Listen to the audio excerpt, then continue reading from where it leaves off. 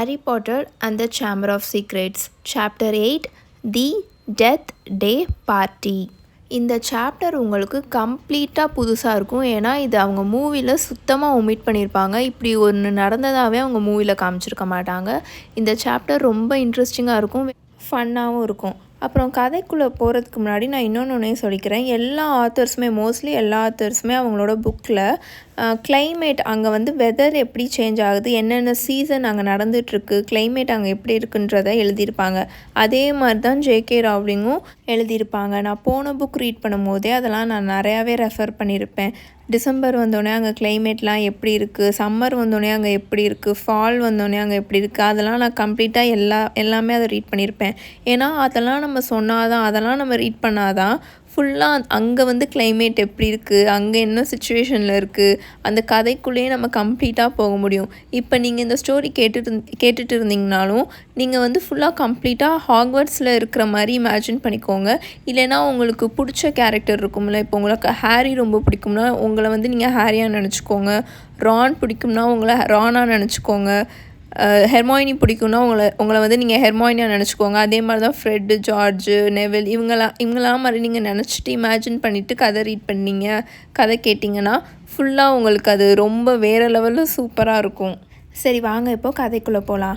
October மாதம் வந்துடும். அங்கே ஃபுல்லாக ஒரு மாதிரி ஈரப்பதமான குளிர் வந்து வீச ஆரம்பிச்சிடும் கிரவுண்ட்லேயும் கேஸ்டல்லையும். அதனால் ஸ்கூலில் இருக்க எல்லா டீச்சர்ஸ்க்கும் ஸ்டூடெண்ட்ஸும் ரொம்ப சளி காய்ச்சலாக பரவ ஆரம்பிச்சிடும். ஸோ மேடம் பாம்ஃப்ரே பம்பரமாக சுற்றி வேலை பார்த்துட்டு இருந்தாங்க. மேடம் பாம்ஃப்ரே பற்றி நம்ம போன புக்லேயே பேசியிருப்போம்ல, அவங்க தான் மேட்ரன். அவங்க வந்து மேட்ரன்னா ஒரு ஸ்கூலில் இருக்க ஹாஸ்பிட்டல் விங்கில் ஹெட் நர்ஸாக இருக்கிறவங்க. அவங்க எல்லாருக்கும் கொடுத்த பெப்பரை போஷன் இன்ஸ்டண்ட்டாக ஒர்க் ஆக ஆரம்பிச்சிடும். அது சீக்கிரமாகவே எல்லாரையும் சரியாக்கிடும். ஆனால் என்னென்னா அதை குடித்தவங்க காதிலிருந்து பல மணி நேரத்துக்கு புகையாக வந்துட்டு இருந்தது. நல்லா ஒட்டடை குச்சி மாதிரி மெலிஞ்சு போயிருந்த ஜின்னிக்கு அந்த பெப்பரை போஷனை ஃபோர்ஸ் பண்ணி பர்சி வந்து குடிக்க வச்சிட்ருப்பான். அதனால் அதோட தலை வந்து ஆல்ரெடி பார்க்குறதுக்கு ரொம்ப பிரைட் ரெட் கலரில் செம்பட்டையாக இருக்கும்ல. ஸோ அது அந்த போஷனை குடிச்சனால அது தலையிலேருந்து புகையாக வந்துட்டுருக்கும்ல, அது பார்க்குறதுக்கு அது ஹோல் தலையவே பார்க்குறதுக்கு ஏதோ அதோட தலை வந்து தீப்பத்தி எரியிற மாதிரி இருந்துச்சு. நல்லா பிஸ்டலில் இருக்க குண்டு சைஸுக்கு மழை துளி நான் ஸ்டாப்பாக மார்னிங்லேருந்து நைட்டு வரைக்கும் பெஞ்சிட்டே இருந்து கோட்டையில் அந்த கேஸ்டலில் இருக்க விண்டோ மேலே மோதி ரொம்ப பலமாக சத்தத்தை ஏற்படுத்திகிட்டே இருந்துச்சு. கேஸ்டலுக்கு முன்னாடி பெருசாக லேக் இருக்கும்ல, அந்த ஏரியில் வந்து ஃபுல்லாக தண்ணி வந்து பெருகிட்டு இருந்துச்சு. பூந்தோட்டம் ஃபுல்லாக சகதி காடாக இருந்துச்சு. ஹாக்ரிடோட பூசணிக்காய் இருக்குல்ல, அது தோட்டத்துக்கு மேலே போட்டிருந்த கொட்டகை இருக்கும்ல, அதை விட அந்த அளவுக்கு பெருசாக வளர்ந்துட்டு போயிட்டு இருந்துச்சு.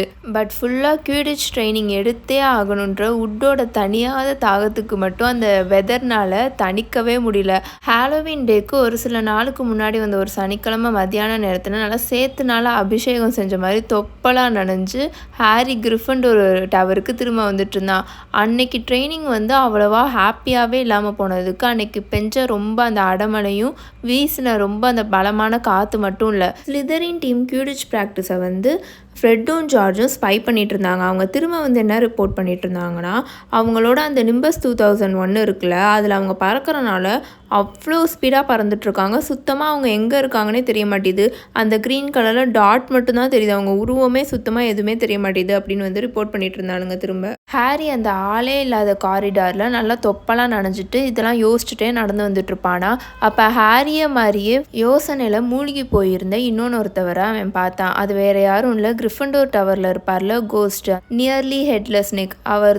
அவர் ஜன்னலுக்கு வெளியே ரொம்ப சோகமாக பார்த்துட்டு அவங்களோட ரெக்குயர்மெண்ட்ஸ்லாம் ஃபுல்ஃபில் பண்ணணுமா அப்படி இப்படின்ட்டு, அப்புறம் ½ இன்ச் அது மட்டும் அப்படி இப்படின்னு அவருக்குள்ளேயே என்னமோ முணுமுணுத்துட்டே இருந்தார்.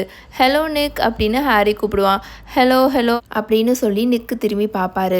அவர் பார்க்குறதுக்கு நல்லா ரொம்ப அழகாக ஒரு தொப்பியை வந்து அவரோட நல்லா நீளமான சுருண்ட தலைமையில வந்து வச்சுருந்தாரு. ஒரு நல்லா ரஃபில்டு காலர்லாம் போட்டு ஒரு அழகான ஒரு ட்ரெஸ்ஸை வந்து அவர் போட்டிருந்தார். பார்க்குறதுக்கே ரொம்ப ஸ்மோக் மாதிரி பேலாக இருந்தார். அவர் உடம்பு வழியாக பின்னாடி ஜன்னலுக்கு வெளியில் இருக்க அந்த டார்க் ஸ்கையை வந்து ஹாரினால் பார்க்க முடிஞ்சுது. ஏன்னா அவர் ஒரு ஆவி தானே. ஏன் ஹாரி பார்க்குறதுக்கு ஒரு மாதிரி சோகமாக இருக்க அப்படின்னு நிக் வந்து ஹாரியை பார்த்து கேட்பாரு. கேட்டுகிட்டே அவர் கையில் வந்து ஒரு டிரான்ஸ்பரண்ட்டான லெட்டர் இருக்கும். அதை மடித்து அவரோட ட்ரெஸ்ஸுக்குள்ளே வடிச்சிட்ருப்பாரு. நீங்களும் பார்க்க அப்படி தான் இருக்கீங்க அப்படின்னு ஹாரி கேட்பான். அதுவா, அது ஒன்றும் இல்லை அப்படின்னு சொல்லிட்டு எலிகண்ட்டாக நளினமாக அவரோட கையை அசைச்சு, இதெல்லாம் ஒரு விஷயமே கிடையாது, சும்மா அப்ளை பண்ணி வைக்கலாம் தான் நினச்சேன். அதில் சேர வந்து எனக்கு உண்மையாகவே ரொம்பலாம் விருப்பம் இல்லை, ஆனால் எனக்கு அதுக்கு தகுதியே இல்லைன்னு தெரியுது அப்படின்ட்டு அவர் புலம்பிகிட்டு இருந்தார். நான் அதை பற்றி பெருசாக கேரே பண்ணலை அப்படின்ற தோணியில் அவர் பேசினாலும் அவரோட முகத்தில் வந்து ஒரு மாதிரி கவலையாக இருந்த மாதிரி இருந்துச்சு. அப்போது சடனாக நீயும் அதை பற்றி அப்படி தானே ஹாரி நினப்ப அப்படின்னு சொல்லி அவரோட பாக்கெட்டுக்குள்ளே வச்சார்ல அந்த லெட்டரை திரும்ப எடுத்து ஹாரி கிட்டக்க வந்து சொல்லிட்டு இருப்பாரு.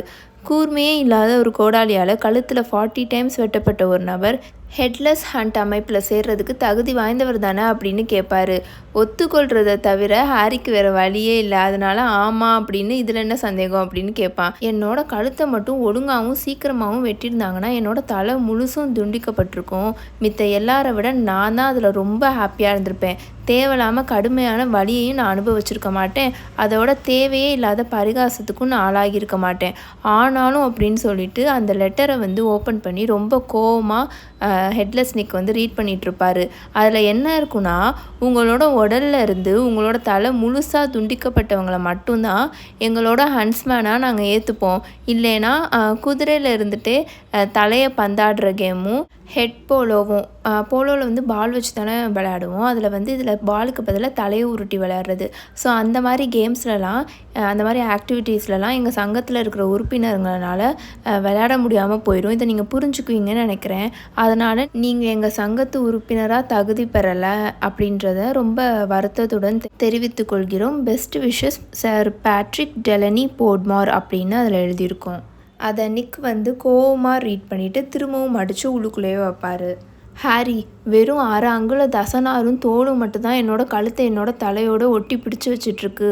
மோஸ்ட்லி என்னை பார்க்குற எல்லாருமே எனக்கு ஃபுல்லாக பீஹெட் பண்ணிட்டாங்க, என் தலையை ஃபுல்லாகவே எடுத்துட்டாங்க, தலையே இல்லை அப்படின்னு தான் நினப்பாங்க.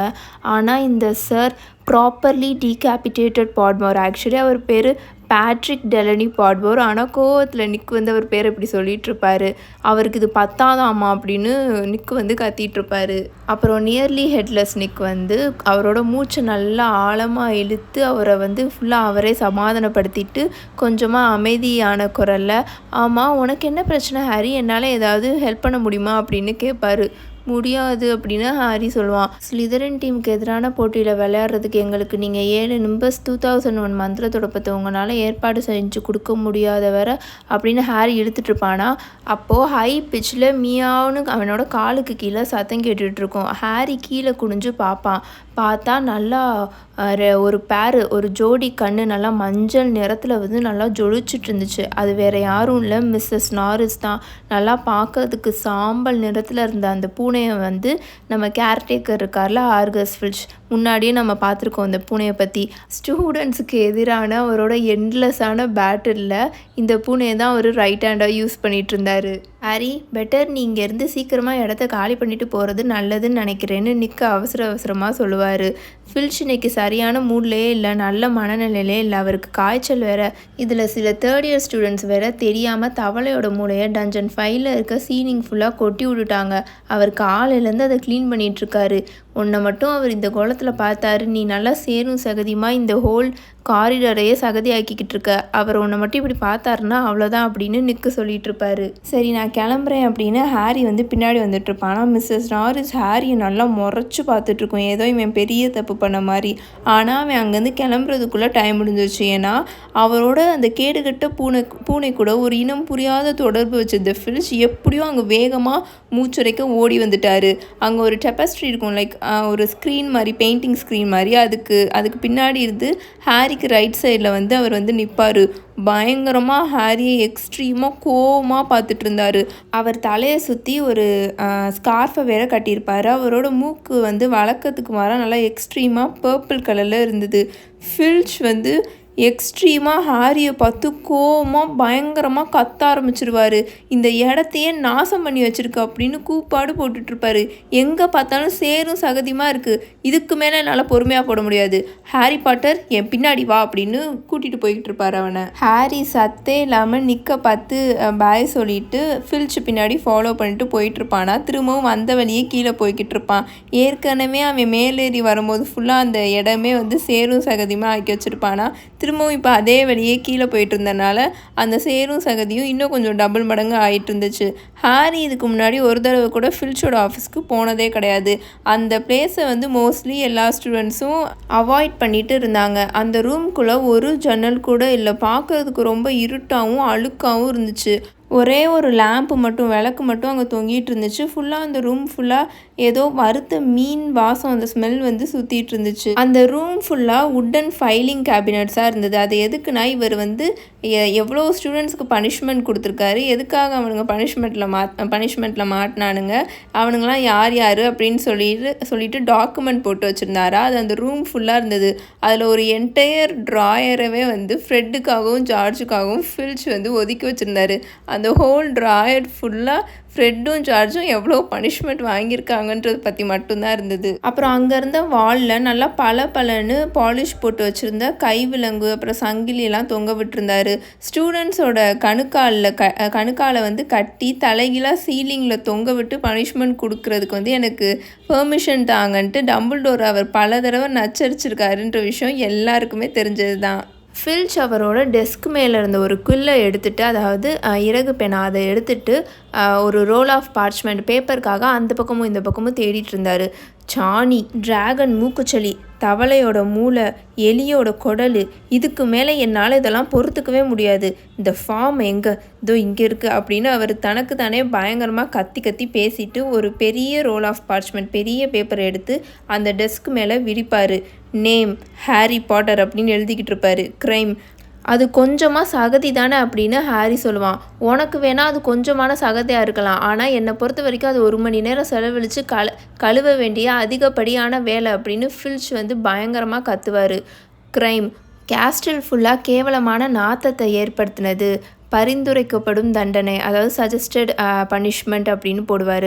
ஒழுகிட்டு இருந்த அவரோட மூக்கை தொடச்சிட்டே ஃபில்ச் அவரோட கண்ணெல்லாம் அப்படியே குட்டியாக்கி ஹாரியை முறைச்சி பார்த்துட்ருப்பாரு.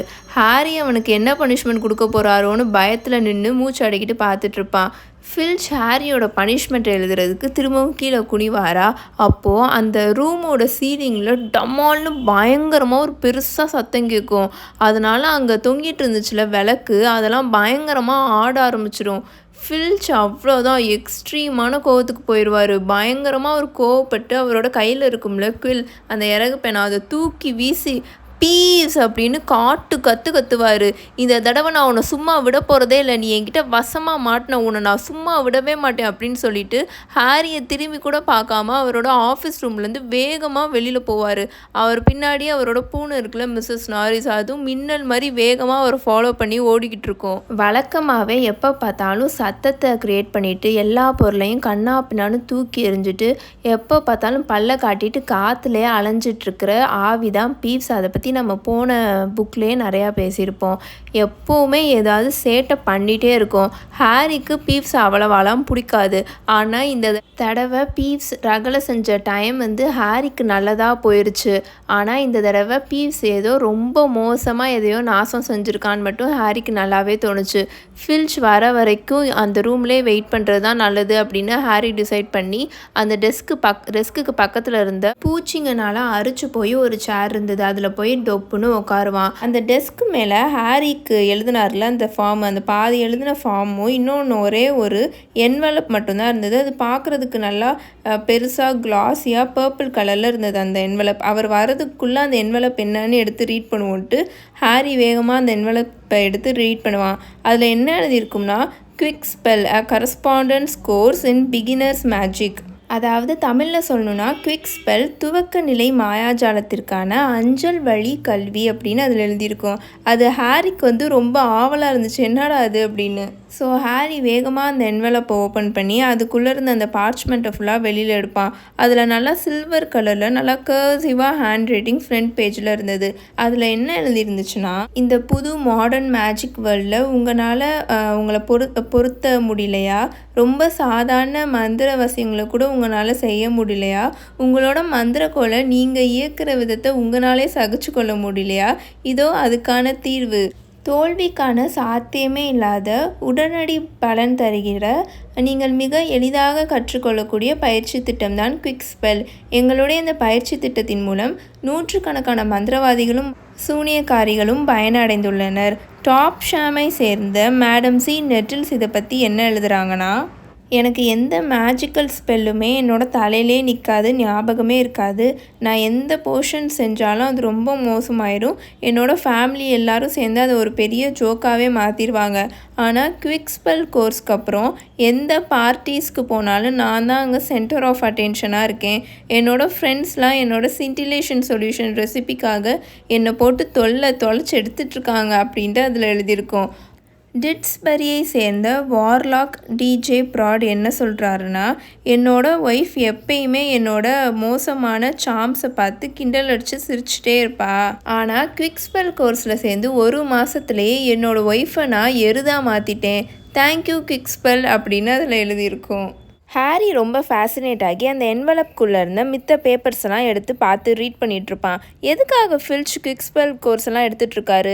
அப்போது அவர் ப்ராப்பரான விசார்ட் கிடையாதா, ப்ராப்பரான மந்திரவாதி கிடையாதா அப்படின்னு ஹாரி யோசிச்சுட்டு அதில் இருக்க லெசன் 1 வந்து ரீட் பண்ணிகிட்ருப்பான். அதில் லெசன் 1 என்ன இருக்கும்னா, ஹோல்டிங் யுவர் வேண்ட், எப்படி மந்திரக்கோளை சரியாக பிடிக்கணும், சம் யூஸ்ஃபுல் டிப்ஸ். இதுதான் லெசன் நம்பர் 1 இருந்துச்சு. அவன் அந்த ரீட் பண்ணிகிட்ருப்பானா பார்த்தா டோருக்கு வெளியில் வந்து ஃபில்ச் திரும்ப வர சத்தம், அந்த காலடி சத்தம் கேட்கும். வேகமாக ஹாரி வந்து அந்த பேப்பர்ஸ் எல்லாம் அந்த என்வலப்குள்ளே திணிச்சிட்டு டெஸ்க் மேலே தூக்கி எறிவான். கரெக்டாக இப்போ ஃபில்ச் உள்ளுக்குள்ளே வருவார். ஃபில்ச் பார்க்குறதுக்கு பயங்கரமாக இதில் வின் பண்ணிட்டு வந்த மாதிரி இருந்தார். அந்த வேனிஷிங் கேபினெட், அந்த மறைய வைக்கிற அலமாரி ரொம்பவும் வேல்யூபிள் அப்படின்னு அவரோட பூனை இருக்குல்ல மிஸ்ஸஸ் நாரிஸ், அதுக்கிட்ட பேசிட்டு சொல்லிட்டு வந்துட்டுருப்பாரு. இந்த தடவை நம்ம பீப்ஸை எப்படியாவது வெளில அனுப்பிச்சிடலாம் அப்படின்னு அவரோட பூனைக்கிட்ட அதை பேசிகிட்டே வந்துட்டுருப்பாரா. அப்போது வந்து டக்குன்னு அவர் ஹாரியை பார்த்துட்டு அந்த குவிக் ஸ்பெல் என்வலப் இருக்கும்ல அதையும் பார்ப்பார். அப்போ தான் ஹாரி ரியலைஸ் பண்ணுவான், அந்த டெஸ்கில் அந்த குவிக் ஸ்பெல் என்வலப் அவர் வச்சுட்டு போனார்ல, அந்த இடத்துலேருந்து 2 அடி தூரம் அது டிஸ்டன்ஸில் கொஞ்சம் தள்ளி இருந்ததை. ரொம்ப சோர்ந்து போய் நல்லா வீங்கி போயிருந்த ஃபில்ச்சோட முகம் இப்போ நல்லா பயங்கரமாக எக்ஸ்ட்ரீமாக ரெட் கலரில் மாறிச்சு. நல்லா அலை மாதிரி வரப்போட கோவ தாக்குதலுக்கு ஹாரி அவனையே தயார்படுத்திக்கிட்டான். ஃபில்ச் தத்தி நடந்து வந்து அந்த டெஸ்க் மேலே இருந்த அந்த என்வலப் எடுத்து வேகமாக ட்ராயருக்குள்ளே தூக்கி வீசுவார். நீ அதை படிச்சியா அப்படின்னு பயங்கரமாக ஹாரியை பார்த்து கத்துவார். இல்லை அப்படின்னு ஹாரி அவசரமாக போய் சொல்லுவான். அவருக்கு வந்து முகம் முழுக்க அப்படியே ரொம்ப எக்ஸ்ட்ரீமாக கோவமாக இருக்கிற மாதிரி இருக்கும். எனக்கு வந்த பர்சனலான லெட்டரை மட்டும் நீ படிச்சிருந்தேன்னு எனக்கு தெரிஞ்சிச்சுன்னு வச்சுக்கோ, ஃபஸ்ட்டு அது ஒன்று எனக்கு வந்த லெட்டரே கிடையாது, அது என்னோடய ஃப்ரெண்டுக்கு வந்தது அப்படி இப்படின்னு அவர் பேசிகிட்ருப்பாரா. ஹாரி பயத்தோடையே அவரை பார்த்துட்டே இருப்பான். ஃபில்ச் இந்தளவுக்கு முன்னாடி வெறியாக இருக்கிற மாதிரி அவன் பார்த்ததே இல்லை. அவரை வந்து எக்ஸ்ட்ரீமாக எப்போ பார்த்தாலும் கத்திகிட்டே தான் இருப்பார் எல்லா ஸ்டூடெண்ட்ஸையும் பார்த்து. ஆனால் இந்தளவுக்கு அவர் முகத்தில் வந்து வெறி இருந்து ஹாரி பார்த்ததே கிடையாது. இங்கேருந்து ஃபஸ்ட்டு நீ கிளம்பு, யார்கிட்டையுமே இதை பற்றி எந்த மூச்சும் விடவே கூடாது. அது மட்டும் இல்லாமல் அது ஒன்றும் முக்கியமான இதுவும் கிடையாது, நீ ஃபஸ்ட்டு அதை படிக்கவே இல்லை, அதனால் நீ ஃபஸ்ட்டு இங்கேருந்து கிளம்பு போ அப்படின்னு அவர் தட்டு மாதிரி பேசுவார். நான் பீப்ஸை பற்றி ஃபஸ்ட்டு ரிப்போர்ட் எழுதணும், போ இங்கேருந்து அப்படின்னு ஒரு மாதிரி தட்டு மாதிரி அவர் பேசுவார். ஹாரி வந்து அப்பாடா நமக்கு கிடைச்ச லக்குடா அப்படின்னு நினச்சிட்டு அந்த ஆஃபீஸை விட்டு வேகமாக ஓடி கிளம்பிடுவாங்க இருந்து. ஃபில்ச்சோட ஆஃபீஸ்க்கு கூட்டிகிட்டு போயிட்டு எந்த பனிஷ்மெண்ட்டும் வாங்காமல் எஸ்கேப் ஆனது இந்த ஸ்கூல்லையே ஹாரியாக தான் இருக்கணும். இது வந்து ஒரு மிகப்பெரிய ஸ்கூல் ரெக்கார்டு, ஒரு சாதனைன்ட்டு ஹாரி நினச்சிட்டு ஆஃபீஸ்லேருந்து வெளில ஓடி வந்துட்டுருப்பான். ஹாரி என்னோட வேலை எப்படி சூப்பரா அப்படின்ட்டு நிக்கு வந்து ஒரு ரூம்குள்ளேருந்து வேகமாக பறந்து வந்துட்டுருப்பாரு. தலையில்லாத நிக்கு அந்த ஒரு கிளாஸ் ரூம்குள்ளேருந்து வெளியில் வந்தார்ல, அங்கே வந்து ஒரு பெரிய பிளாக் அண்ட் கோல்டன் கலரில் இருந்த ஒரு பெரிய கேபினெட் வந்து அலமாரி வந்து உடஞ்சி போயிருந்ததை ஹாரி பார்த்தான். அது பார்க்குறதுக்கே தெரிஞ்சது அது ரொம்ப பெரிய ஹைட்லேருந்து தூக்கி எறிஞ்சிருக்காங்க அப்படின்ற மாதிரி ஹாரிக்கு தெரிஞ்சது. நான் தான் பீவ்ஸை பர்சுவேட் பண்ணி நேராக ஃபில்ச் ஆஃபீஸுக்கு மேலே இருந்த ரூமில் இந்த கேபினெட்டை போட்டு உடைக்க சொன்னேன். மேபி அது அவரை டிஸ்ட்ராக்ட் பண்ணும், அவரோட கவனத்தை திசை திருப்பும்னு நினச்சேன். அது வேலை செஞ்சுதா அப்படின்னு நியர்லி ஹெட்லெஸ் நிக் இருக்கார்ல, தலையில்லாத நிக், அவர் வந்து ஹாரி கிட்ட கேட்டுட்ருப்பாரு. நீங்கள் தான் அந்த வேலையை பார்த்தீங்களா அப்படின்னு ஹாரி ரொம்ப கிரேட்ஃபுல்லாக நன்றியோடு கேட்பான். அது நல்லாவே வேலை செஞ்சது, நான் டிடென்ஷன்லேருந்து எஸ்கேப் ஆகிட்டேன், தேங்க்ஸ் நிக் அப்படின்னு ஹாரி வந்து அவரை பார்த்து சொல்லுவான். அவங்க 2 பேரும் அந்த காரிடாரில் சேர்ந்தே நடந்து போயிட்டுருப்பாங்க. நியர்லி ஹெட்லெஸ் நிக் இருக்கார்ல, அவரோட கையில் இன்னும் அந்த சர் பேட்ரிக்கோட ரிஜெக்ஷன் லெட்டரை கையிலே வச்சுருந்ததை ஹாரி நோட்டீஸ் பண்ணுவான். உங்களோட அந்த ஹெட்லெஸ் ஹண்ட் விஷயமா என்னால் முடிஞ்சால் ஏதாவது உதவி செய்யலான்னு நான் நினைக்கிறேன் அப்படின்னு ஹாரி சொல்லுவான். நிக்கு வந்து அப்படியே நின்ன இடத்துல அப்படியே ஷாக் ஆகி அப்படியே நிற்பார். ஹாரி தெரியாமல் அவரோட உடம்புக்குள்ளே வழியாக நடந்து வெளியில் வருவானா, ஆனால் அதை ஏன்டா பண்ணோன்னு நினைப்பான். ஏன்னா அவர் உடம்புக்குள்ளே நடந்து வெளியில் அந்த பக்கம் வரும்போது அவனுக்கு ஏதோ ஒரு ஐஸ் கட்டி இருக்கும்ல, ரொம்ப குளிரான ஒரு இதுக்குள்ளே போயிட்டு வெளியில் வந்த மாதிரி இருந்தது. உன்னால் எனக்கு ஒரு விஷயம் பண்ண முடியும் அப்படின்னு நிக்கு ரொம்ப எக்ஸைட்டடாக சொல்லுவார். ஹாரி, ஆனால் நான் அதை உன்கிட்ட கேட்டால் அது ரொம்ப ஓவராக இருக்கிற மாதிரி இருக்கும், வேண்டாம் ஹாரி, உனக்கு அதெல்லாம் பிடிக்காது அப்படின்னு நிக்கு சொல்வார். என்னது அது அப்படின்னு ஹாரி கேட்பான். வெல், வர ஹாலோவின் வந்துச்சுன்னா எனக்கு 500வது இறந்த நாள் அப்படின்னு ரொம்ப ஒரு எப்படி சொல்கிறது, டிக்னிஃபைடாக முகத்தை வச்சுட்டு ரொம்ப ஒரு மாதிரி கிளாஸியாக அவர் அதை சொல்லுவார். அதாவது 500வது இறந்த நாள், பிறந்த நாள் கிடையாது, பர்த்டே கிடையாது, டெத் டே. அவர் இறந்து போய் 500 வருஷம் ஆயிருக்கு பாருங்களேன். ஸோ இதை கேட்டோடனே ஹாரிக்கு வந்து என்ன மாதிரி ரியாக்ஷன் கொடுக்குறதுனே தெரில. அவனுக்கு சோகமாக இருக்கிற மாதிரி ரியாக்ஷன் கொடுக்கணுமா, இல்லை ஹாப்பியாக வாழ்த்து சொல்கிற மாதிரி ரியாக்ஷன் கொடுக்கணுமா என்னன்னே அவனுக்கு தெரியல. ஓகே அப்படின்னு ஹாரி சொல்லுவான். நான் கீழே இருக்க டஞ்சனில் ஒரு ரூமில் பெரிய பார்ட்டியே வைக்க போகிறேன். All over the country, whole கண்ட்ரிலேருந்து என்னோட எல்லா ஃப்ரெண்ட்ஸுமே வராங்க. நீயும் வந்தேன்னா எனக்கு ரொம்ப கௌரவமாக இருக்கும் Harry. Mister Weasley and miss Granger வந்தாலும் எனக்கு சந்தோஷமாக இருக்கும். ஆனால் நீ ஸ்கூலில் நடக்கிற ஹாலோவின் ஃபீஸ்ட்டுக்கு, ஹாலோவின் விருந்து நடக்கும்ல, அதுக்கு போவன் தான் நான் நினைக்கிறேன் அப்படின்னு சொல்லிட்டு நியர்லி ஹெட்லெஸ் நிக் ஹாரி ஒரு மாதிரி நர்வஸாக பார்ப்பார். அவன் என்ன பதில் சொல்ல போகிறான் அப்படின்னு. இல்லை நான் வரேன் அப்படின்னு ஹாரி சொல்லுவான். My dear boy, Harry Potter என்னோட பர்த்டே பார்ட்டியில், இறந்த நாள் பார்ட்டிக்கு வரப்போகிறாரா? எனக்கு கேட்கவே எவ்வளோ சந்தோஷமாக இருக்குது தெரியுமா ஹாரி அப்படின்னு சொல்லிட்டு நிக் வந்து அப்புறம் தயங்கி ஹாரிக்கிட்ட, நான் பார்க்குறதுக்கு ரொம்ப கொடூரமாகவும் பயங்கரமாகவும் பார்க்குறதுக்கே ரொம்ப ரொம்ப மோசமாகவும் தோற்றமளிக்கிறேன்னு உன்னால் சர் பேட்ரிக் கிட்ட என்னை பற்றி சொல்ல முடியுமா ஹாரி அப்படின்னு நிக் வந்து ஹாரிக்கிட்ட கேட்பாரு. கண்டிப்பாக அப்படின்னு ஹாரியும் சொல்லுவான். அவ்வளோதான், நிக்குக்கு ரொம்ப சந்தோஷமாயிடும். ஹாரியை பார்த்து அவ்வளோ ஹாப்பியாக சந்தோஷமாக அவர் சிரிப்பார். இங்கே முடிச்சுட்டு அவன் வந்து நேராக இங்கெல்லாம் பேசி முடிஞ்சிருமா, நேராக அவன் வந்து கிரிஃபண்டோர் டவருக்கு போயிடுவான். ஒரு வழியாக அவன் ட்ரெஸ் எல்லாம் சேஞ்ச் பண்ணிவிட்டு கீழே காமன் ரூமுக்கு வந்து ரான் கூடயும் ஹெர்மாயின் கூடயும் வந்து உட்காருவான். இறந்த நாள் பார்ட்டியா அப்படின்னு ஹெர்மாயினி ரொம்ப ஆர்வமாக கேட்கும். உயிரோடு இருக்கிற யாரும் இதுக்கு முன்னாடி இப்படிப்பட்ட ஒரு பார்ட்டியில் போய் கலந்துருக்கவே மாட்டாங்க அப்படின்னு நான் நினைக்கிறேன். இது ரொம்பவே சூப்பராக இருக்குது, ஃபேசினேட்டிங்காக இருக்குது அப்படின்னு ஹெர்மாயினி சொல்லும். எதுக்காக ஒருத்தவங்க அவங்க இறந்து போன நாளெல்லாம் கொண்டாடுறாங்க அப்படின்னு ரான் கேட்பான்.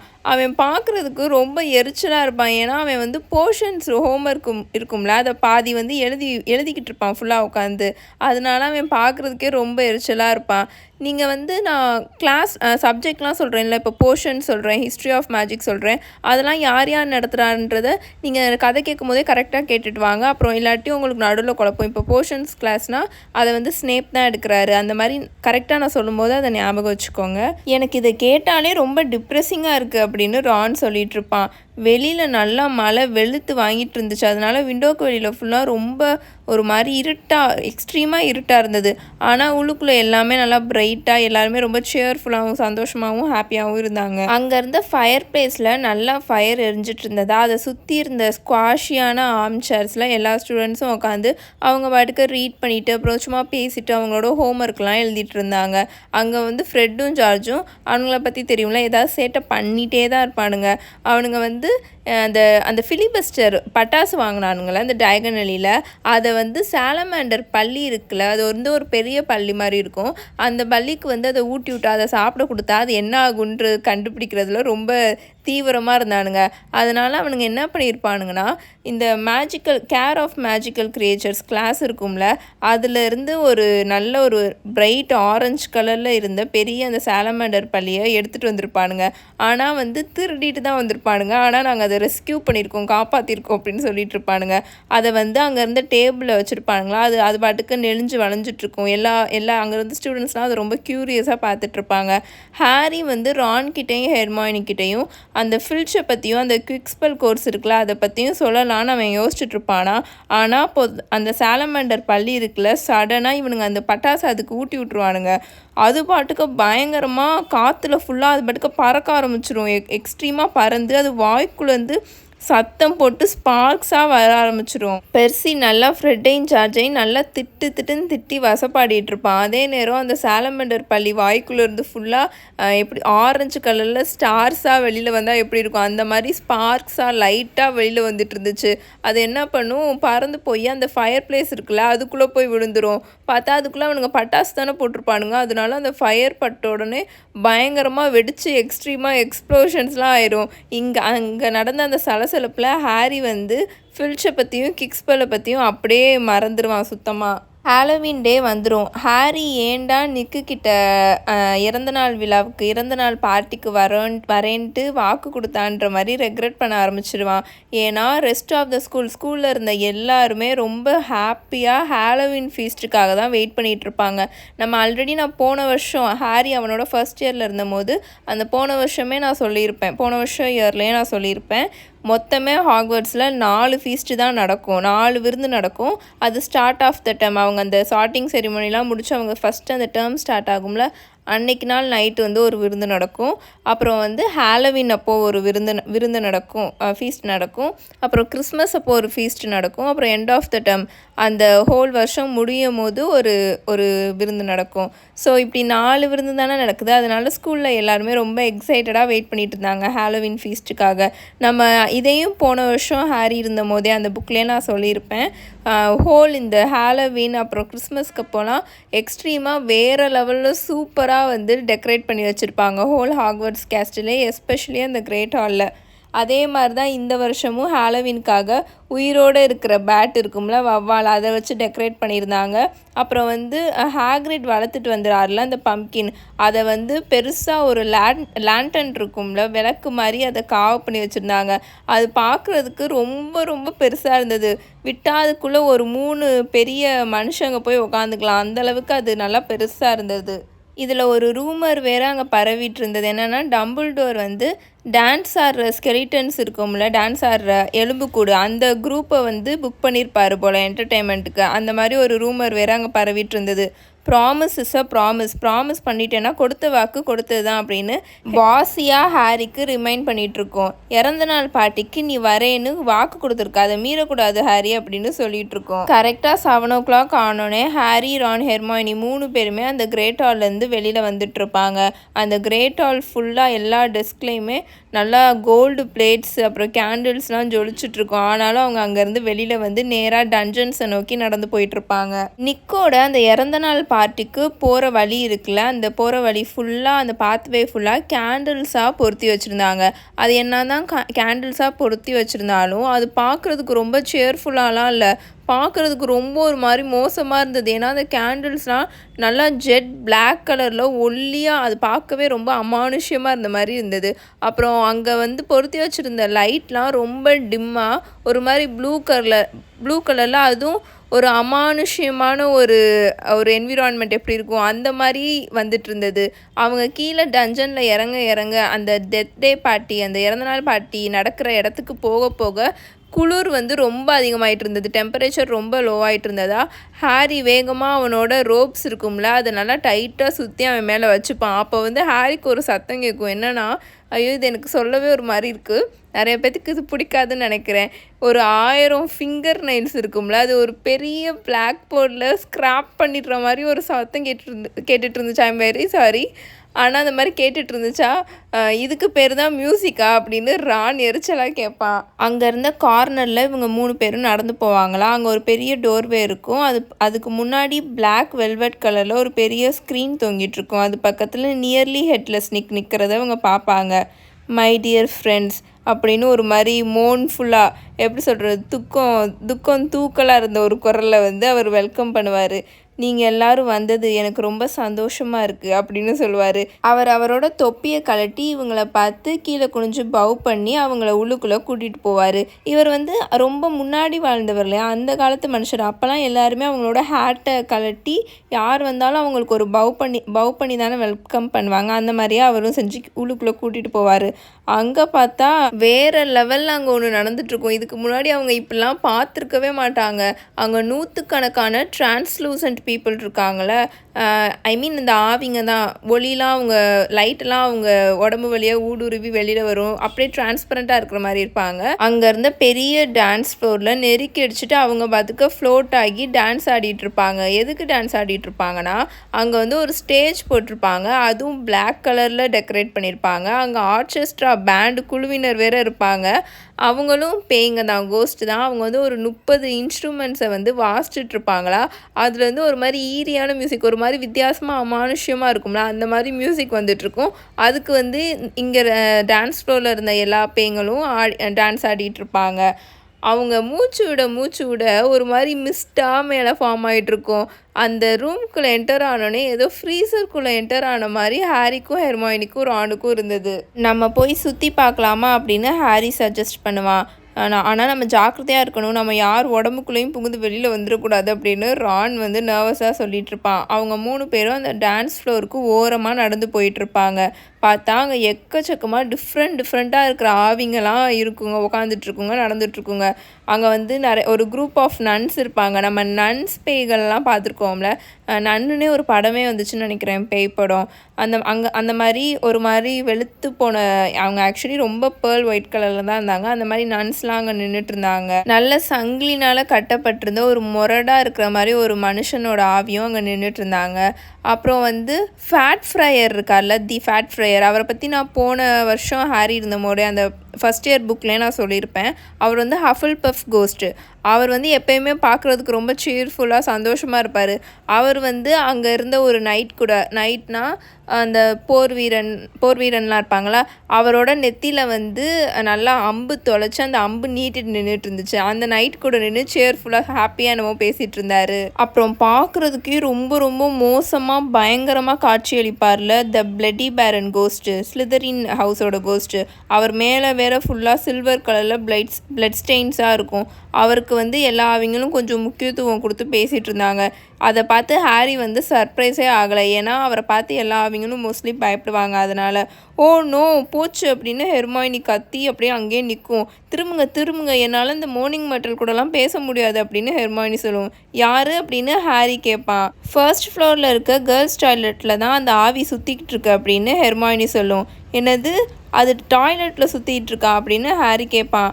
ஆமாம், ஆனால் அந்த பாத்ரூமை இப்போ யாருமே யூஸே பண்ணுறதில்ல. ஏன்னா அவள் எப்போ பார்த்தாலும் ஏதாச்சும் ரகலை பண்ணி அந்த பாத்ரூமையே ஃபுல்லாக வெள்ளைக்காடாக மாற்றிடுவா. இது வரைக்கும் நான் அந்த பாத்ரூமுக்கு போனதே கிடையாது. நினச்சி பாருங்கள், நம்ம பாத்ரூமில் போய் உட்காரும் போது அவள் நம்மளை பார்த்துட்டே உட்காந்துட்டு இருந்தா எவ்வளோ ஒரு மாதிரி இருக்கும். என்னால் அதை நினச்சே பார்க்க முடியல அப்படின்னு ஹெர்மாயினி சொல்லிகிட்டு இருக்கோம். அங்கே பாருங்கள், சாப்பாடு அங்கே இருக்குது அப்படின்னு ரான் அப்போ கத்துவான். அந்த டஞ்சனோட இன்னொன்று ஒரு சைடில் நல்லா நீளமான டேபிளில் பிளாக் கலர் வெல்வெட் துணியில் போட்டு அந்த டேபிளை கவர் பண்ணி வச்சுருந்தாங்க. அதுக்கு மேலே ஃபுல்லாக எக்கச்சக்கமாக ஃபுட்ஸாக இருந்தது. இவங்க 3 பேரும் வாவ் ஃபுட்ஸ் இருக்குது அப்படின்னு சொல்லிட்டு ரொம்ப ஈகராக அது பக்கத்தில் போவாங்களா. ஆனால் ஏன்டா அங்கே போகணுன்ட்டு அவங்களுக்கு ஃபீல் ஆயிரும். அவ்வளோ கேவலமாக இருக்கும் பார்க்குறதுக்கே. அங்கே வந்து ரொம்ப டிஸ்கஸ்டிங்காக நாற்றம் நாறிட்டுருக்கும். ஒரு பெரிய கெட்டுப்போன ஒரு மீனை வந்து அங்கே இருந்த ஒரு அழகான சில்வர் பிளேட்டர் மேலே அடுக்கி வச்சுருப்பாங்க. அதையும் அழகாக அடுக்கி வச்சுருப்பாங்க. ஆனால் அது ஒரு கெட்டுப்போன கேவலமாக வாட வந்துட்டுருக்க மீன். அப்புறம் வந்து நிறைய கேக்ஸாக அழகாக அடுக்கி வச்சுருப்பாங்க. அது பார்க்குறதுக்கு நல்லா கரிகட்ட கலருக்கு கருகி போய் கேவலமாக இருக்கும். அப்புறம் எக்கச்சக்கமாக மேகோட் சொல்லுவாங்களா, அது வந்து புழு, நம்ம ஊரில் வந்து அது புழுன்னு சொல்லுவோம். பார்க்குறதுக்கு ரொம்ப அசிங்கமாக இருக்கும். ஒரு மாதிரி வளைஞ்சு ரொம்ப பெருசாக இருக்கும். அதை வச்சு கொத்துக்கறி மாதிரி போட்டு வச்சுருந்தாங்க.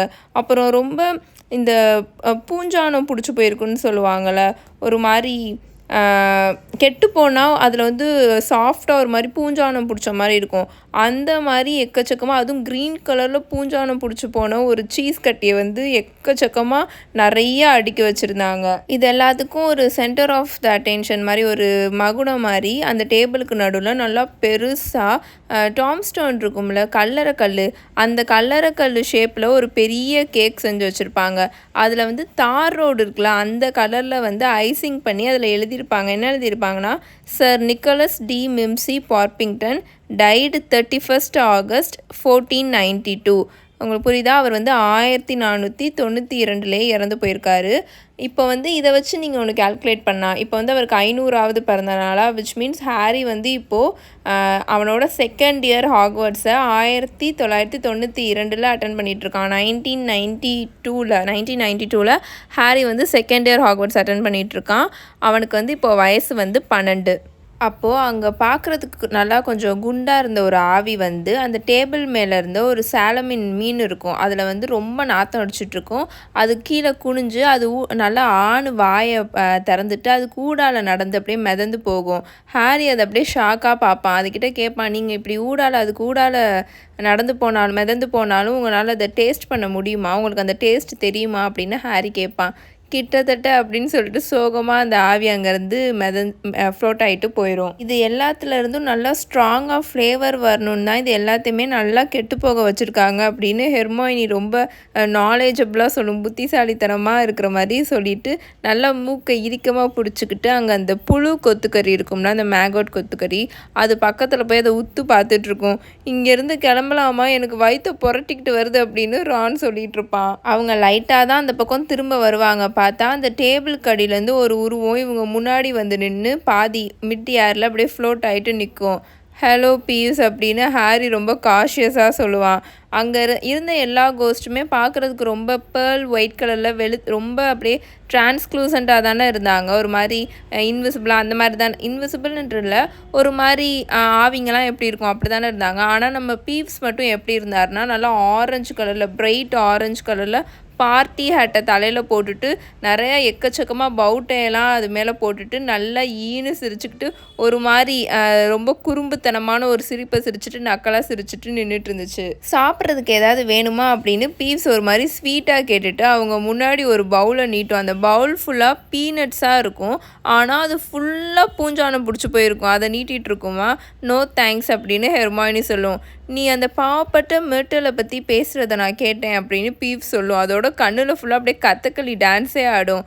ஆனால் நீ அந்த பாவப்பட்ட மிர்டலை பற்றி ரொம்ப ரூடாக மட்டமாக பேசிகிட்டு இருந்த அப்படின்னு சொல்லிட்டு ஒரு டீப் பிரெத், ஒரு மாதிரி பெருமூச்சு விட்டுட்டு, ஓய் மிர்டல் அப்படின்னு சரியாக கத்தும். ஓ நோ பீவ்ஸ் ப்ளீஸ், நான் சொன்ன எதையும் மிர்டல் கிட்ட சொல்லிடாத, அவள் ரொம்ப அப்செட் ஆயிடுவா அப்படின்னு ஹெர்மாயினி குசுகுசுப்பான குரலில் அப்படியே அமைதியாக கெஞ்சிக்கிட்டு இருக்கும் பீவ்ஸ் கிட்ட. நான் எந்த தப்பான அர்த்தத்துலையும் சொல்லலை, நான் எதுவும் தப்பாக சொல்ல அப்படின்னு சொல்லிட்டு இருக்கும்போதே, ஓ ஹலோ மிர்டில் அப்படின்னு ஹெர்மாயினி சொல்லும். பார்த்தா அங்கே ஒரு ஸ்கூல் படிக்கிற பொண்ணு மாதிரி இருக்கிற ஒரு கோஸ்ட் வந்து ஃப்ளோட் ஆகிட்டு வந்து நிற்கும். அது பார்க்குறதுக்கு ரொம்ப யங்கான பொண்ணாக தான் இருக்கும். அதோட முகம் வந்து ரொம்ப சோகமாக இருக்கும். ஹாரி இது வரைக்கும் இப்படி ஒரு சோகமாக முகத்தை வச்சுருக்க ஒரு பொண்ணை பார்த்ததே கிடையாது. அதோட முகம் வந்து அதுக்கு தலைக்கு முன்னாடி இருந்த முடிக்கும் அதோட கண்ணாடிக்கும் பின்னாடியும் மறைஞ்சிருக்கும். நல்லா பார்க்குறதுக்கு ரொம்ப பேலாப்பு அப்படியே வெளுத்து போன கலரில் இருக்கும். ஓ எப்படி இருக்க மிர்டில், உன்னை டாய்லெட்டுக்கு வெளியில் பார்த்தது ரொம்ப சந்தோஷமாக இருக்குது அப்படின்னு ஹெர்மாயினி ஒரு மாதிரி ஃபேக்கான பிரைட்டான வாய்ஸில் ஒரு மாதிரி அதை மிர்டிலை பார்த்து எக்ஸைட் ஆன மாதிரி பேசிகிட்டு இருக்கோம். மிஸ் கிரேஞ்சர் இப்போ தான் உன்னை பற்றி ஏதோ பேசிக்கிட்டு இருந்தா அப்படின்னு பீவ்ஸ் வந்து மிர்டிலோட காதில் ஏதோ ஓதிக்கிட்டு இருக்கோம். நான் சும்மா தான் பேசிகிட்டு இருந்தேன், நான் சும்மா நீ இன்னைக்கு நைட்டு பார்க்குறதுக்கு ரொம்ப அழகாக இருந்தேன்னு சொல்லிட்டு இருந்தேன் அப்படின்னு ஹெர்மாயினி பீவ்ஸை பார்த்து முறைச்சிக்கிட்டே சொல்லும். மிர்டில் வந்து ஹெர்மாயினி ஒரு மாதிரி சஸ்பீஷியஸாக பார்க்கும், ஒரு மாதிரி சந்தேகமாக பார்க்கும். நீ என்னை கிண்டல் பண்ணி பேசிகிட்டு இருந்திருக்கதானே அப்படின்னு மிர்டில் சொல்லிவிட்டு அதோட கண்ணுலேருந்து அது பாட்டுக்கு சில்வர் கலரில் தண்ணி கொட்டிக்கிட்டு இருக்கும். அதோட சின்ன கண்ணுலேருந்து அது பாட்டுக்கு அழுக ஆரம்பிச்சிடும். இல்லை உண்மையாக தான் நான் சொல்கிறேன், இன்றைக்கி மிர்டில் பார்க்குறதுக்கு எவ்வளோ அழகாக இருக்கா பாரு அப்படின்னு தான் நான் சொல்லிகிட்டு இருந்தேன் அப்படின்னு சொல்லி ஹெர்மாயினி ஹாரி அப்புறம் ரானோட விழா எலும்பு இருக்கும்ல அதில் குத்திக்கிட்டு இருக்கோம். ஆமான்னு சொல்லுங்கடான்ற மாதிரி குத்திட்டு இருக்கோம். ஆமாம் இவ அப்படி தான் சொன்னா, அது உண்மைதான் அப்படின்னு ஹாரியும் ரானும் சொல்லிட்டு இருப்பானுங்க. சொல்கிறாங்க. என்கிட்ட பொய் சொல்லாத அப்படின்னு மெர்டில் பயங்கரமாக கத்தி கத்தி தேம்பி தேம்பி அழுக ஆரம்பிச்சிடும். அதோட முகத்துலேருந்து கண்ணுலேருந்து தண்ணி தார தாரையாக கொட்டிகிட்டு இருக்குமா. பீவ்ஸ் மெர்டிலுக்கு பின்னாடி நின்றுட்டு விழுந்து விழுந்து பல்ல காமிச்சு இழிச்சிக்கிட்டு இருக்கும். என்னை பற்றி நீங்கள் எல்லாம் என்ன பேசுகிறீங்க, என் முதுகுக்கு பின்னாடி நீங்களாம் என்னை பற்றி என்ன பேசுகிறீங்கன்னு எனக்கு தெரியாதுன்னு நினச்சிட்ருக்கீங்களா? குண்டு மெர்டில், கேவலமான மெர்டில், அசிங்கமாக இருக்கிற மெர்டில், பரிதாபமாக இருக்கிற மெர்டில், எடுபடி மெர்டில், அப்புறம் மோர்னிங் மெர்டில், இப்படி தானே என்னை பார்த்து பேசிகிட்ருக்கீங்க அப்படின்னு மெர்டில் கத்தும். பீவ்ஸ் அது காது கிட்டக்க போய், நீ உன்னை மறந்து விட்டுட்ட மெர்டில், உன்னை பார்த்து எல்லாரும் உன் முகத்தில் புள்ளி புள்ளியாக இருக்கிறனால ஸ்பாட்டி மெர்டில்னு சொல்லிட்டு இருக்காங்க அப்படின்னு கத்தும். மோர்னிங் மெர்டில் அவ்வளோதான் ரொம்ப கோவப்பட்டு பயங்கரமாக கத்தி அழுதுட்டு அந்த டஞ்சன்ஸ்லேருந்தே கிளம்பி வேகமாக போய்கிட்டு இருக்கும். பீவ்ஸ் மோர்னிங் மெர்டில் பின்னாடியே வேகமாக அவனும் ஓடி அந்த கையில் அந்த பவுலில் வந்து பீனட்ஸ், அந்த பூஞ்சானம் பிடிச்சி போன பீனட்ஸ் வச்சுருந்தான்ல, அதை தூக்கி தூக்கி மோர்னிங் மெர்டில் மேலே எரிச்சிக்கிட்டே ஸ்பாட்டி ஸ்பாட்டின்னு கத்திக்கிட்டே பின்னாடி போவான். அந்த ஸ்பாட்டின்னு எதுக்காக சொல்லுவாங்கன்னா, அது முகத்தில் வந்து நிறைய புள்ளி புள்ளியாக இருக்கும். அதுக்காக அதை கேலி கிண்டல் பண்ணுறதுக்காக அந்த பேரை யூஸ் பண்ணுவாங்க. அதை வந்து சொல்லிக்கிட்டே பீவ்ஸ் மோர்னிங் மெர்டில் பின்னாடியே போய்கிட்டு இருக்கும். ஓ டியர் அப்படின்னு ஹெர்மாயினி சோகமாக சொல்லுவோம். நியர்லி ஹெட்லெஸ் நிக் இருப்பார்ல, அவர் இப்போ வேகமாக க்ரௌடெல்லாம் தாண்டி இவங்க 3 பேர்கிட்டையும் வருவார். நல்லா என்ஜாய் பண்ணுறீங்களா அப்படின்னு கேட்பாரு. ஓ ஆமாம் அப்படின்னு 3 பேருமே போய் சொல்லுங்கள். நிறைய பேர் வந்திருக்காங்களே அப்படின்னு நியர்லி ஹெட்லெஸ் நிக் ரொம்ப ப்ரௌடாக சொல்வார். கென்ட்டிலேருந்து த வெயிலிங் விடோவும் வந்திருக்காங்க. வெயிலிங் விடோனா அந்த ஒப்பாரி பாட்டு பாடுவாங்களா, அந்த ஒரு பேய், அவங்களும் வந்திருக்காங்க அப்படின்னு சொல்லுவாங்க. என்னோட ஸ்பீச்சுக்கு டைம் ஆகிடுச்சு, நான் பெட்டர் இப்போ போய் ஆர்கெஸ்ட்ராவெலாம் வார்ன் பண்ணுறேன் அப்படின்னு சொல்லிட்டு இருப்பாரா. பார்த்தா ஆர்கெஸ்ட்ரா வாசிச்சுட்டு இருந்தாங்களே அவங்க எல்லாருமே பாட்டு போடுறத வந்து அப்படியே ஸ்டாப் பண்ணிடுவாங்க. எல்லாருமே அந்த டஞ்சனில் இருந்த எல்லாருமே ரொம்ப சைலண்ட் ஆகி சுற்றி சுற்றி அந்த பக்கமும் இந்த பக்கமும் எக்ஸைட்டடாக பார்த்துட்ருப்பாங்க அந்த ஆவிங்களாம். அங்கே வந்து என்ன நடக்கும்னா, அப்போது ஹண்டிங் ஹார்ன் சவுண்டு கேட்கும். போச்சுடா அப்படின்னு நிக் ரொம்ப கசப்பாக சொல்லுவார். அங்கே என்ன நடக்கும்னா, அந்த டஞ்சன் வால் இருக்குல்ல, அந்த செவரை வந்து உடச்சிக்கிட்டு ஒரு டசன் ஆஃப் கோஸ்ட் ஹார்சஸ் வரும். எப்படின்னா, அந்த செவரை சுற்றி இருக்கும்ல அந்த டஞ்சன், அது வழியாக எக்கச்சக்கமாக ஒரு டசன் கணக்கில் ஆவிங்களாக இருக்குங்கள குதிரைங்க, அதுங்க வரும். அந்த குதிரைக்கு மேலே ரைட் பண்ணுறவங்க வந்து எல்லாருமே வந்து ஆவிங்களாக இருப்பாங்க. அவங்க எல்லாம் தலையே இல்லாத ஹார்ஸ்மேனாக இருப்பாங்க, ஹெட்லெஸ் ஹார்ஸ்மேனாக இருப்பாங்க. இவங்க எல்லாருமே யாருன்னா, தலையே இல்லாத வேட்டைக்காரங்க, குதிரையில் போய் வேட்டையாடுறவங்க. இவங்கெல்லாம் வந்து முன்னாடியே அந்த இறந்து போய் ஆவி ஆகிட்டாங்க. அவங்க தலையே இல்லாமல் இப்படி சுற்றிக்கிட்டு இருக்காங்க. ஸோ அந்த ஹன்ஸ்மேன் ஹெட்லெஸ் ஹன்ஸ்மேன் அசோசியேஷனில் சேர்றதுக்கு தான் நம்ம நியர்லி ஹெட்லெஸ் நிக் இருக்கார்ல, அவர் அப்ளை பண்ணியிருப்பார். ஆனால் அவரோட தலை வந்து முழுமையாக துண்டிக்கப்படலை, தொங்கிக்கிட்டு இருக்கு, இன்னும் அதிலே இருக்குன்னு சொல்லி அதை காரணமாக காமிச்சு நம்ம நியர்லி ஹெட்லெஸ் நிக்கோட அப்ளிகேஷனை ரிஜெக்ட் பண்ணியிருப்பாங்க. ஸோ அந்த குதிரைங்கெலாம் நிறையா டசன் கணக்கில் அந்த குதிரை அந்த ஹன்ஸ்மேன் வந்திருப்பாங்களா, அதில் வந்து முன்னாடி வந்து அந்த குதிரைங்க எல்லாத்துக்கும் ஒரு முன்னாடி குதிரையில் நல்லா ஒரு பெரிய ஆவி உட்காந்துருந்துச்சு. அந்த ஆவிக்கு வந்து நல்லா நிறைய தாடி வச்சுட்டு அவர் கையில் வந்து ஒரு சங்கு இருந்துச்சு. இவங்கெல்லாம் என்ன பண்ணுவாங்கன்னா, இந்த தலையில்லாத வேட்டைக்காரவங்களாம் வரதுக்கு முன்னாடி ஒரு சங்கில் வந்து ஒலி எழுப்புவாங்க. அதை வந்து அந்த ஒலி வந்துச்சுன்னா இவங்க வராங்கன்னு அர்த்தம். அந்த ஒலி கேட்டோடனே தான் அங்கே இருந்த எல்லாருமே வந்து சைலண்ட் ஆகி ரொம்ப எக்ஸைட்டடாக சுற்றி சுற்றி பார்த்துட்டு இருந்தாங்க. அந்த சங்கை வந்து அந்த முன்னாடி இருந்தார்ல, அவர் தான் கையில் வச்சுருந்தார். அவர் வந்து அந்த குதிரையிலேருந்து நல்லா ஜம்ப் பண்ணி கீழே இறங்குவாரா. அங்கே கூட்டத்தில் இருந்த எல்லாரும் பார்க்கணுன்றதுக்காக அவரோட தலையை நல்லா உயர்த்தி வேற பிடிப்பார். அங்கே இருந்த மித்த ஆவிங்கெல்லாம் அதை பார்த்து சிரிச்சிட்ருப்பாங்க. அப்புறம் அவர் நிக்க நோக்கி நடந்து வருவார். நடந்து வந்துட்டு அவரோட தலையை எடுத்து அவரோட கழுத்துலேயே திரும்ப சொருகி திணிச்சு வச்சுட்டு, நிக் எப்படி இருக்க, உன்னோட தலை இன்னும் உன் கழுத்தில் தான் ஒட்டிகிட்ருக்கா அப்படின்னு சொல்லி பேசி அவரே கக்கப்புக்கன்னு சிரிச்சிட்ருப்பார். சிரிச்சுட்டு நிக்கோட தோள்பட்டில் தட்டி கொடுப்பாரு. வெல்கம் பேட்ரிக் அப்படின்னு நிக்கு வந்து ரொம்ப ஒரு மாதிரி ஸ்டிஃபாக இறுக்கமாக சொல்லுவார். சார் பேட்ரிக் வந்து ஹாரியும் ரானையும் ஹெர்மாயினையும் பார்த்துட்டு, உயிருள்ள மனுஷங்களா அப்படின்னு சொல்லி ஒரு மாதிரி ஃபேக்காக எக்ஸைட் ஆகி ஜம்ப் பண்ணுவாரா. அப்போ தானே அவரோட தலை வந்து திரும்ப அவரோட கழுத்துலேருந்து கீழே விழுகும். அதை பார்த்தா நிக்கு வந்து இன்னும் கொஞ்சம் கோவம் வரும்ல, அதனால அவர் ஃபேக்காக ஒரு ஜம்ப் பண்ணுவாரா. அவரோட தலை அவரோட கழுத்துலேருந்து உருண்டு போய் அந்த ஃப்ளோரில் விழுகும். அதை பார்த்து எல்லாருமே விழுந்து சிரிச்சிட்ருப்பாங்க. நல்ல வேடிக்கை அப்படின்னு நிக்கு ரொம்ப எரிச்சலாக சொல்லிகிட்ருப்பாரு. இதெல்லாம் பெருசாக எடுத்துக்காத நிக் அப்படின்னு தரையில் கிடக்கும்ல அவரோட தலை, அது கத்தும். நீ இன்னும் உன்னை எங்களோட அந்த ஹண்ட் இதில் சேர்த்துக்கலன்ட்டு ரொம்ப அப்செட்டாக இருக்கியா, ஆனால் நீங்களே இவனை பாருங்க அப்படின்னு சொல்லிட்டு இருப்பாரா. அப்போ ஹாரி அவசரமாக பேச ஆரம்பிச்சிருவான். அதெல்லாம் இல்லை, நிக்கு பார்க்குறதுக்கு ரொம்பவே பயங்கரமாக பயமுறுத்துகிற மாதிரி தான் இருக்கார் அப்படின்னு சொல்லிட்டு இருப்பானா. ஹஹா அப்படின்னு சார் பேட்ரிக்கோட தலை திரும்பவும் ஃபேக்காக ஒரு ஸ்மைலை சிரின்னு சிரிச்சிட்டு, அவன் தானே உன்னை அப்படி சொன்னான் அப்படின்னு சொல்லுவார். நீங்கள் எல்லோரும் ரெடியாக இருக்கீங்கன்னா நான் என்னோடய ஸ்பீச்சை ஸ்டார்ட் பண்ணுறேன் அப்படின்னு நியர்லி ஹெட்லெஸ் நிக் இருக்கார்ல, அவர் வேகமாக ஸ்டேஜில் போய் நடுவில் நின்றுட்டு எல்லாரையும் பார்த்தும் சத்தமாக பேசுவார். இறந்து போன என்னோட லார்ட்ஸ், லேடீஸ், ஜென்டில்மேன், நான் மிகுந்த மன வருத்தத்துடன் அப்படின்னு அவர் பேசிகிட்டு இருப்பாரா. ஆனால் அவர் பேசினதை அங்கே இருந்த யாருமே கேட்கவே மாட்டாங்க. ஏன்னா அந்த சார் பேட்ரிக் இருக்கார்ல, அவரும் அவரோட ஹன்ஸ்மேன் குரூப்பில் இருக்க மித்த தலையில்லாத ஆவிங்க இருக்குதுங்கள, அதுங்களும் ஹெட்டாக்கி விளையாட ஆரம்பிச்சிருங்க. அது என்னென்னா அதுங்களோட தலையை உருட்டி தலையை கீழே போட்டு உருட்டி ஹாக்கி விளையாட ஆரம்பிச்சிருங்களா. அங்கே இருந்தவங்க எல்லாருமே அந்த விளையாட்டை பார்க்க திரும்ப ஆரம்பிச்சிருவாங்க. அங்கே இருந்த எல்லாருமே தன்னோட பக்கம் இழுக்க நிக் இருக்கார்ல, அவர் ரொம்ப முயற்சிலாம் பண்ணுவார். ஆனாலும் என்னென்னமோ பேசிகிட்டு இருப்பாரா. ஆனாலும் சார் பேட்ரிக்கோட தலை பலத்தை ரொம்ப கத்திக்கிட்டே அவர் தலைக்கு பின்னாடி தாண்டி பறந்துக்கிட்டு இருக்குமா. அதனால நிக் இருக்கார்ல, அவர் ரொம்ப எரிச்சலாகி போய் தொலைதுன்னு விட்டுருவார், பேசுகிறதே ஸ்டாப் பண்ணிடுவார். ஹாரிக்கு இப்போது ரொம்ப பயங்கரமாக எக்ஸ்ட்ரீமாக குளிர ஆரம்பிச்சிடும். பசியை பற்றி சொல்லவே தேவையில்லை. இதுக்கு மேலே நான் இங்கே இருந்தேன்னா என்னால் முடியாது அப்படின்னு ராணும் முணங்க ஆரம்பிச்சிடுவான். ஆர்கெஸ்ட்ரா இருக்காங்களா, அவங்க இப்போ திரும்பவும் பாட்டு போட ஆரம்பிச்சிருவாங்களா. அதனால அங்கேருந்து ஆவிங்க எல்லாருமே திரும்பவும் போய் அந்த டான்ஸ் ஃப்ளோரில் போய் டான்ஸ் ஆட ஆரம்பிச்சிருவாங்க. நம்ம இங்கேருந்து கிளம்பலாம் அப்படின்னு ஹாரியும் ஒரேதா ஓகேன்னு சொல்லிடுவான். அங்கே இருந்தவங்க எல்லாருமே பார்த்துட்டு தலையை மட்டும் ஆட்டிட்டு லைட்டாக சிரிச்சுக்கிட்டே அவங்க 3 பேருமே கதவை நோக்கி நடந்து வந்துட்டுருப்பாங்க. அடுத்த நிமிஷம் அங்கே அந்த பிளாக் கலரில் கேண்டில்லாம் எரிஞ்சிட்ருக்கும்ல, அங்கேருந்து அந்த காரிடாரில் போய் வேகமாக அவங்க நடந்து போயிட்டுருப்பாங்களா.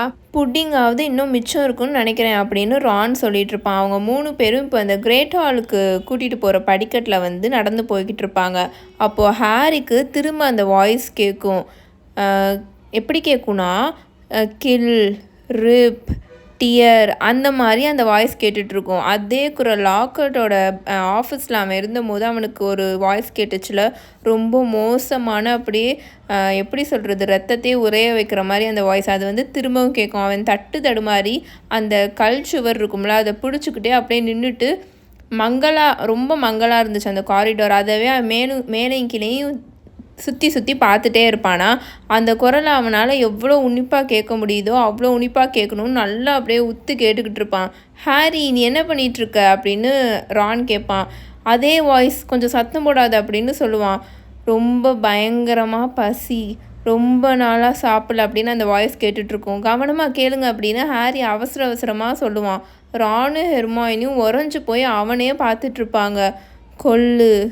இது கொல்றதுக்கான நேரம் அப்படின்னு அந்த வாய்ஸ் கேட்டுட்ருக்குமா. அந்த வாய்ஸ் கொஞ்சம் கொஞ்சமாக இப்போ ஃபெயிண்ட் ஆக ஆரம்பிச்சிடும். அந்த வாய்ஸ் கொஞ்சம் நகண்டு போகிறத ஹாரிக்கு நல்லாவே தெரிஞ்சுது. அவன் மேலேயே அப்படியே சீலிங்கை பார்த்துட்டே இருப்பான். எப்படி அது நகண்டு போக முடியும், இங்கே ஸ்டோன் வால் தானே இருக்குது அப்படின்னு சொல்லிட்டு வேகமாக படிக்கட்டில் ஏறி ஓடுவான். ஏறினா அங்கே கிரேட் ஹால் தானே இருக்கும். இவனுங்க எல்லாருமே இப்போ இந்த கிரேட் ஹால் போகிற படிக்கட்டில் தானே ஏறி வந்தானுங்க. அங்கே கிரேட் ஹால்குள்ளே ஸ்டூடெண்ட்ஸோட சத்தம் எக்ஸ்ட்ரீமாக வந்துட்டு இருந்தனால இவனால் அந்த வாய்ஸை கேட்க முடியாதுன்னு ஹாரி என்ன பண்ண ஆரம்பிச்சிடுவான். வேகமாக ஃபஸ்ட் ஃப்ளோர் மாடி இருக்கும்ல, அதில் போய் அந்த படிக்கட்டை ஏறி போய் ஃபஸ்ட் ஃப்ளோருக்கு ஓடிக்கிட்டு இருப்பான். ரானும் ஹெர்மாயினி இங்கே என்னடா நடக்குது, இவன் ஏன் இப்படி பண்ணிகிட்ருக்கான்னு ரொம்ப ஷாக் ஆகி அவன் பின்னாடியே அவன் பேரை சொல்லி கத்திட்டு கூப்பிட்டுட்டு வந்துட்டு இருப்பாங்க. ஹாரிஷ், அமைதியாக இருங்க, எனக்கு இங்கே வாய்ஸ் கேட்குது அப்படின்னு சொல்லிட்டு இருப்பான். பார்த்தா உண்மையாகவே அவனுக்கு அங்கே கேட்டுட்ருக்கோம். அவன் இப்போ ஃபர்ஸ்ட் ஃப்ளோரில் தானே நின்றுட்டுருக்கான். அவன் நின்றுட்டுருக்கிறதுக்கு நேராக மேல் மாடியிலேருந்து அவனுக்கு அந்த சத்தம் கேட்டுட்ருக்கோம். ரத்த வாடை அடிக்குது, என்னால் ரத்த வாடையை சுவாசிக்க முடியுது அப்படின்னு அந்த வாய்ஸ் வந்துட்டுருக்கோம்.